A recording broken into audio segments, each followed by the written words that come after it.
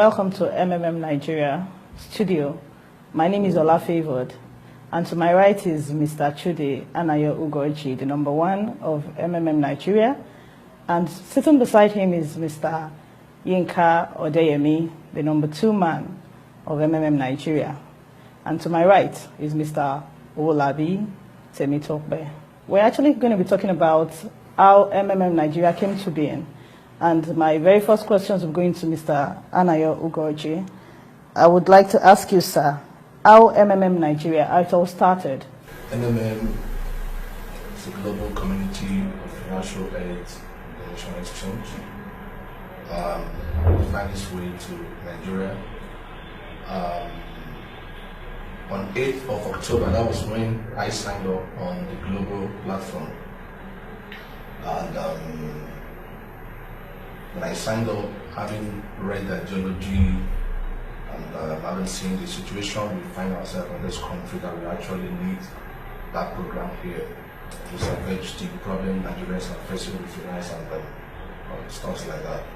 So I signed up, and they were looking for leaders who will help me to project this dream and vision across the nation. So I quickly sent information to some leaders, which my friend Yinka, one of the leaders I sent the link to, he was the only one who responded. So both of us started the movement, and the likes of Patrick came in the picture. Then on 17th of November 2015 was the official launch of Nigeria. And to God be the glory that today over 400,000 Nigerians are actually benefiting from this program. That is the main thing, the main idea where we brought the program to this country. Thank you. Now to Mr. Yinka Odeyemi, would you please tell us what the ideology is actually about? Ideology had right from time been aimed at creating what we call a fair financial system. If every one of us understand what is going on around us now, you understand that the way the financial network, the financial system of the world is designed is actually projected at helping some set of people. Like, there's always this class thing that we know that the conventional things we hear of. That's why a lot of times you see that, there are some set of people that are in some particular scheduled, or let me say special areas, areas that are just for those class of people. And there are some areas too also that are just for the average person that is just coming up and the likes like that. So the essence of is to bridge that gap so that there won't be much difference. In fact, if you start up in and you get the ideology naturally instincted, or let me say ingrained in you, you discover that with time, that bridge, that gap that has been there, would gradually and with time get, it's going to get merged and get broken, and before you know it now, you'll be able to do what you have not been able to do financially. I know a lot of us, when we started up we've had some kind of dreams that we want to do, but because of financial challenges, we can't get there. That's why has come to at least help us to create that kind of fair financial system, whereby as a poor person, or let me say as an average person, you can start up with whatever you have, and that bridge of financial penury will be broken, and you can start achieving your financial dreams and objectives.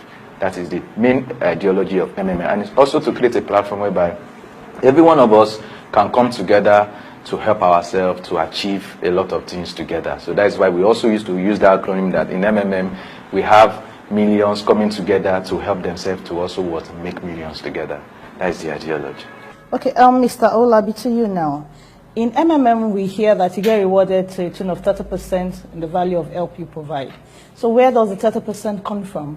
Thank you.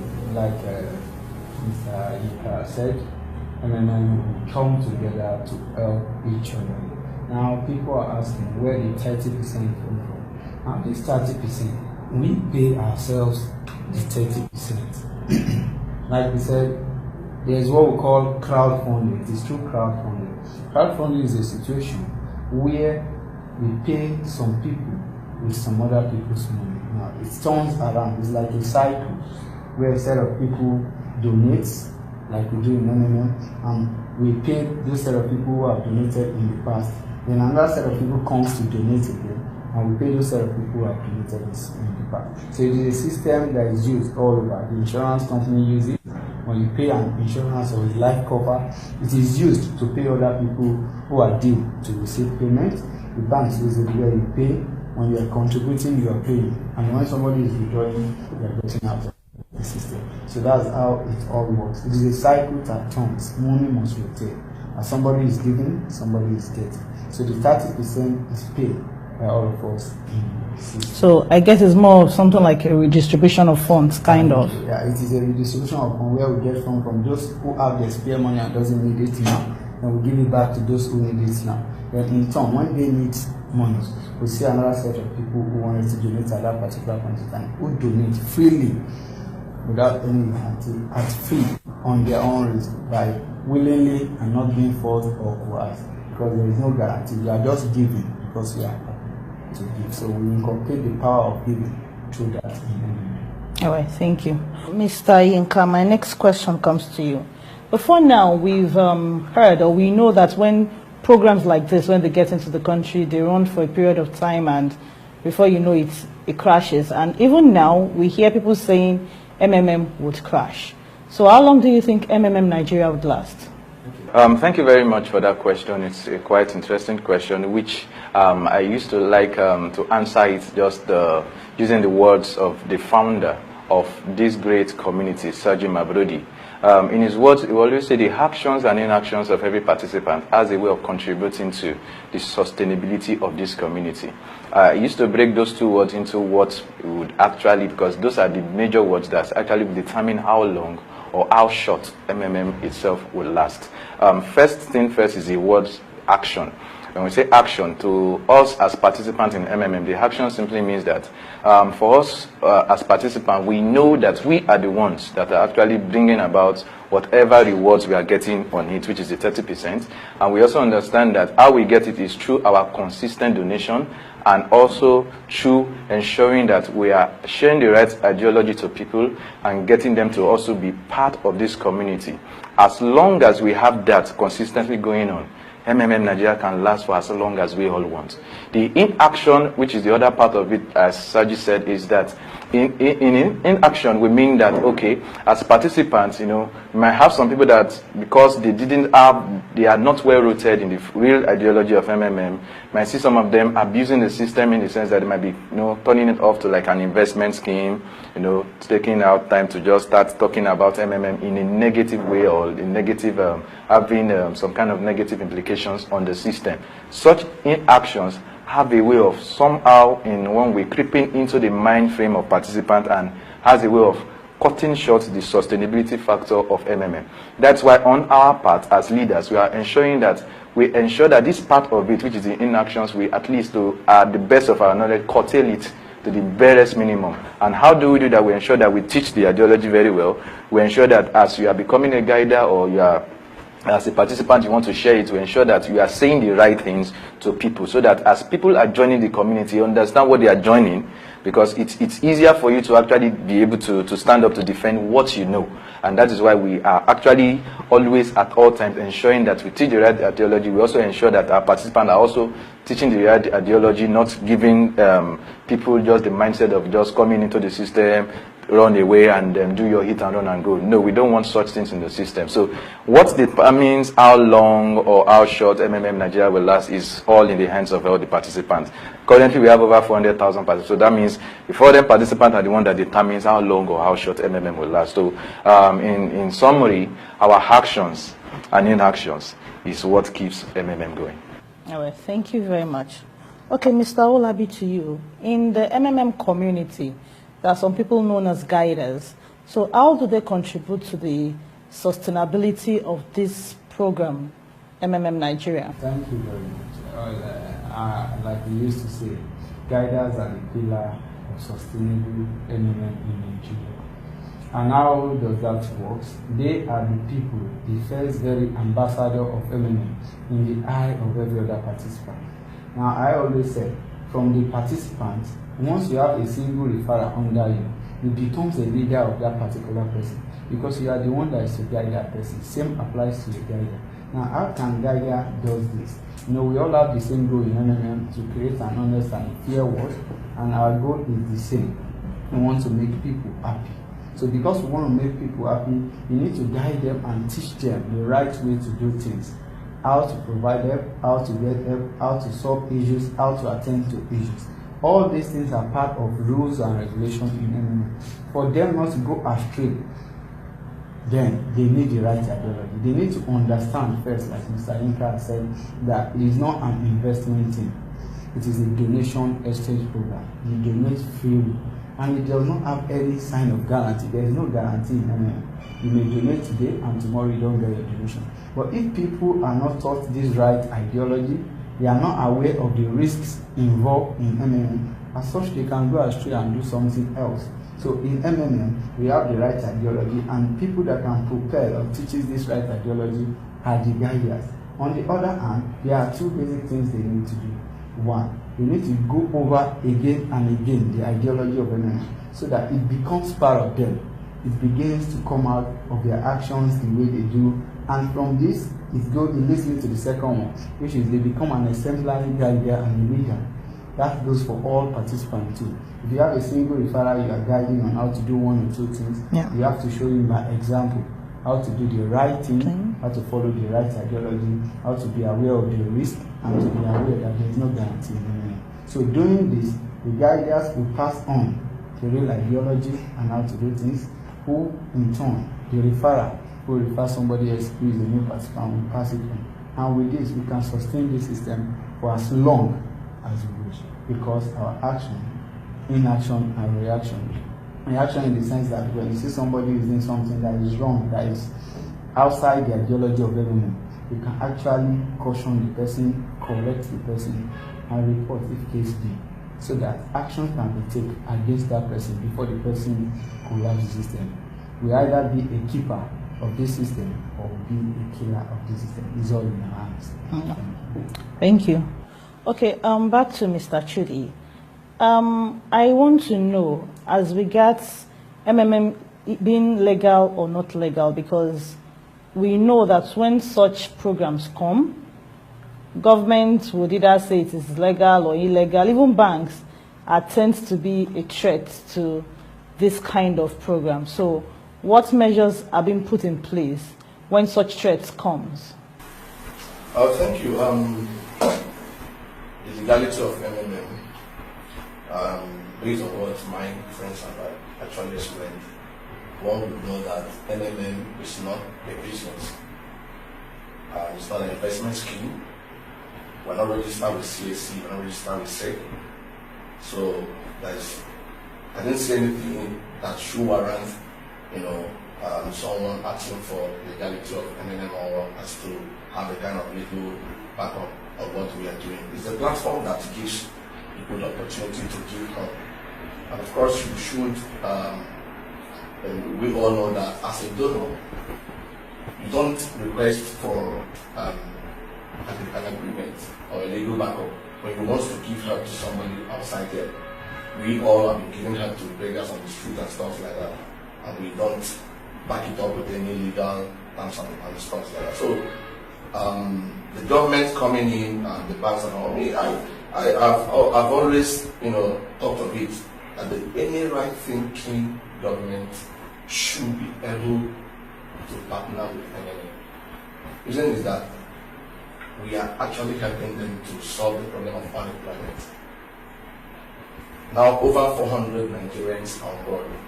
Over 400 Nigerians are not depending on government as to what to give them employment and stuff like that, but they are actually busy with this program providing help, and most of them were unable to feed before 2 square or 3 square meals a day. Can even feed more than 7 square meals a day. And these are things that the kind of a gain that we actually brought to this government. So none of them should ever come up tomorrow to fight us. To me, I feel they should be a partner with us. They are on the side of the bank. We don't have a central bank. We don't have central account where money is indirected to. So everybody pays peer-to-peer system. The bank themselves are also benefiting from what we're doing, because you don't pull that money as to what happened a few years back when we had the issues of from the bank and stuff like that when people pull out money from the bank and the bank that is up against it. But in MMM, we don't pull out money from the bank, rather we circulate money, you know, within the system, and the bank as well benefits from it. So we, the Mavrodians or the participants in MMM, should have this in the back of mind that we don't, there's no need for guarantee to anybody. We don't give guarantee to anybody. The guarantee we have there is that our guarantee depends solely on the level of trust and the level of trust we have among us in this program. So there's no point of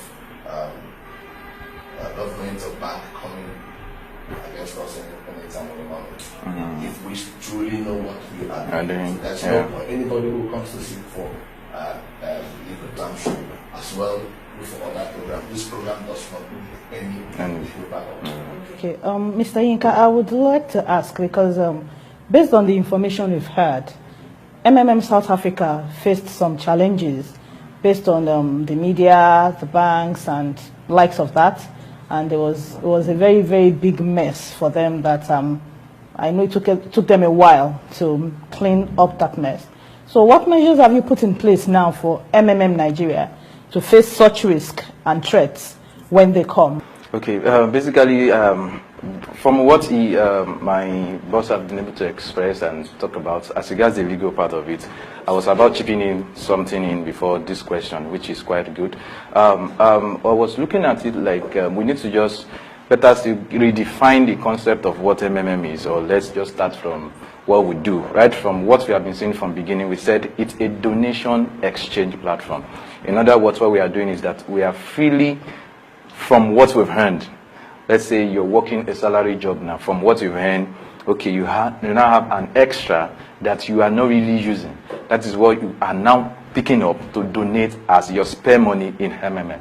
So basically, we don't have any guarantee within ourselves, because it's just as if, okay, now my brother is in school and he needs an assistance from me. Maybe he wants to get some stuff for his project and the like, and he calls me, bros, I need this amount of money. I send it to him without telling him that, oh, brother, you need to sign an agreement with me, and like that. So basically in MMM, that's what we are doing. The only difference is just that, okay, fine, we now have a large chunk of people that are being connected together on what we call a personal office through our MMM, and we are freely doing that with us. That's why in MMM up to tomorrow, we will not have a central account, because all we are doing is still the normal thing we do.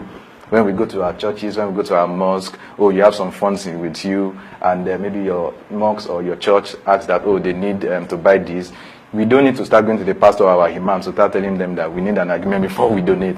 So basically, that's what we do in MS. So that's why we wouldn't, in fact, nobody will give you any sort of guarantee, because once guarantee start coming in, that's when this part of the form starts, agreements start coming in, legal backup that, okay, fine, if peradventure you fail, as far as you've given me a guarantee that you pay me, then I will come up with this. So we don't have that. So what happened in South Africa was that, okay, fine, a lot of them, then because of what I started off when I was explaining the aspect of the sustainability, how long MMS lasts depends solely in the hands of the guiders and also in the participants' hand. It happened in South Africa that a lot of them, maybe because of some kind of ideas, the wrong teachings, ideology instilled in them, they really could not be able to at least stand up for what the right ideology is. So when the panic that sets in through government, negative media and the likes that start coming in and popping in, in fact, let me say like a large chunk of them were not that grounded in the ideology. So it was easy for them to just be swayed away. So that's why in MMM Nigeria, what we are looking at is, as leaders now, we are not just looking at, starting something that, all of us will be rich, the guys on top, we have all the best houses, build all the restaurants, and we zoom up with the money. No. In MMM Nigeria, we have a sort of a link within ourselves. We check ourselves to ensure that we are doing the right thing. Doing the right thing in the sense that we are providing help as requires, even from our bonuses that we also know that it's also coming from the donation income. We also still make sure we ensure that we are providing help back also with part of what we get as bonus, so that as long as that part of our queue, as long as that part of our pool, our provider is always there, we will not have issues of maybe a restart or a pause coming into view. So what they had there was just because they had more of people that were not really grounded in the ideology, that don't really understand. That's why at all times you see that I am always there, Trudy is always there. We are always doing our best to make sure that we are always saying it as it is. Telling you that, oh, we don't give you guarantee, telling you that, oh, also for us to last for as long as we want, those two factors must be in place. We must always provide help. Whether you as a guider, you are getting all the biggest bonus, you also need to also provide help back in return, because that bonuses you are getting is also coming from the pool. So as long as that is there, and also we are also, because of our consistent presentations, one-on-one meetings that we have like that, we're also at least getting a lot of people to be part of the community. That's why you see that the last M of MMM means what? Movement, meaning that we are always growing. Our numbers today will be different from our numbers tomorrow. Why? Because as we are sharing it, a lot of people are buying into the idea and they are becoming part of the community. Thank you very much. Okay, another question I would like to ask you, Mr. Yinka. We've had participants who fidget in the community. Probably they have provided help and they are waiting for somebody to confirm them, or they want to get help. Someone has been assigned to provide help to them, but the person is not responding, and many of them begin to fidget and begin to panic. So how do you address such issues? Okay, I normally address that with my two keywords. The two keywords that actually keeps MMM to anywhere it is, or the two keywords that can actually keep MMM for as long as it wants. And what are those two keywords? Number one, trust. And number two, patience. When issues like that comes up, I want us to understand that we are dealing with ourselves. So there's always that a little bit of gap or mistakes that will be there as humans. We are not above mistakes. Sometimes somebody might send a payment to you. He has even forgotten that he needs to upload the payment proof. Maybe somebody didn't tell him. They just told him that his order has come and needs to pay, and he just goes ahead and doesn't upload his payment proof.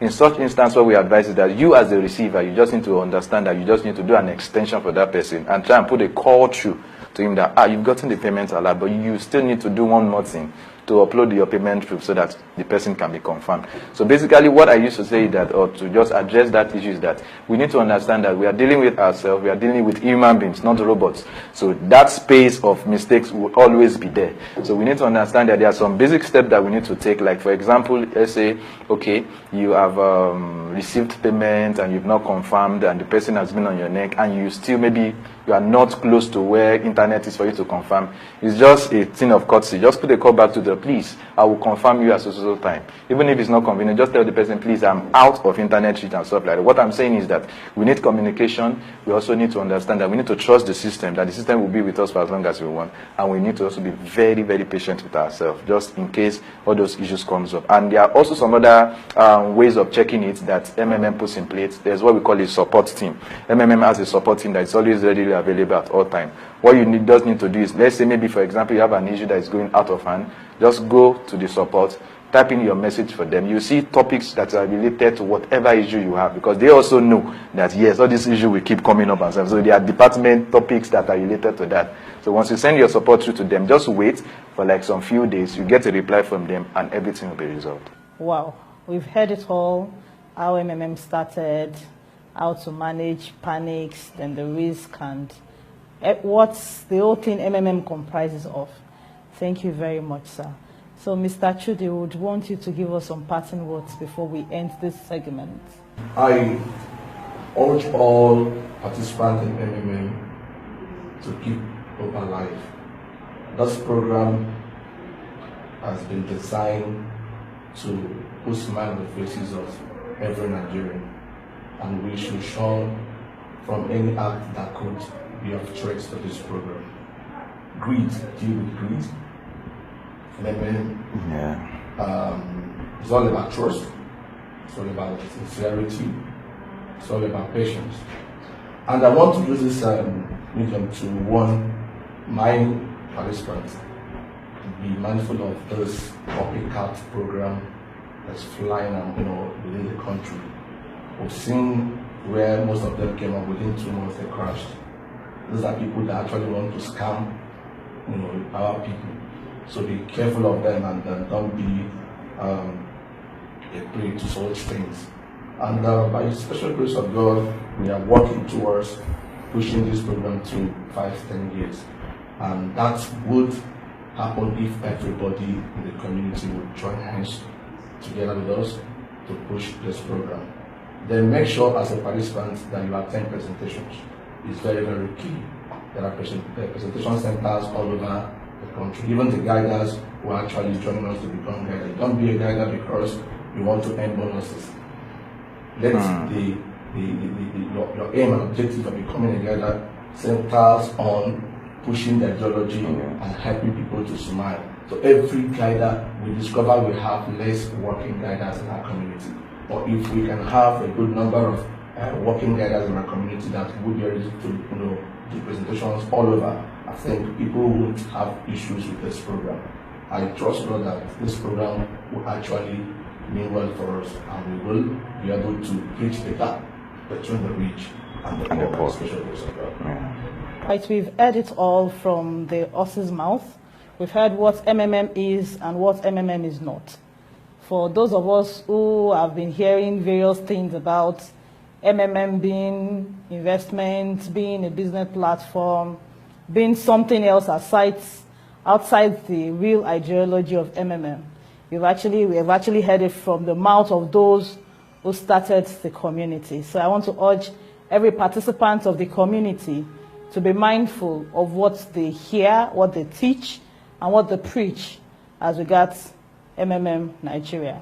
So before we leave, we have there's this MMM anthem. I call it the anthem that we always sing, because every participant of the community should project what MMM is. So I want Mr. Chudi to lead us in the MMM song before we close this segment. Before the song, I want to say something. And I just want to let people know that in MMM, we don't collect money from people to register them. Anybody that asks you to pay for form or asks you to pay for center registration form or pay money to attend any of our presentation, please know whether that person is a scammer, the person is a fraudster. So let's join hands and sing our song together. Okay. This little light of triple M, I'm gonna let it shine. This little light of triple M, I'm gonna let it shine. Let it shine. This little light of triple M, I'm gonna let it shine. Let it shine. Let it shine. Let it shine. This little light. This little light of Abraham, I'm gonna let it shine. Let it shine. This little light of triple M, I'm gonna let it shine. Let it shine. This little light of triple M, I'm gonna let it shine. Let it shine. Let it shine. Let it shine. MMM. Bridging the gap between the rich and the poor. It's a task that must be done.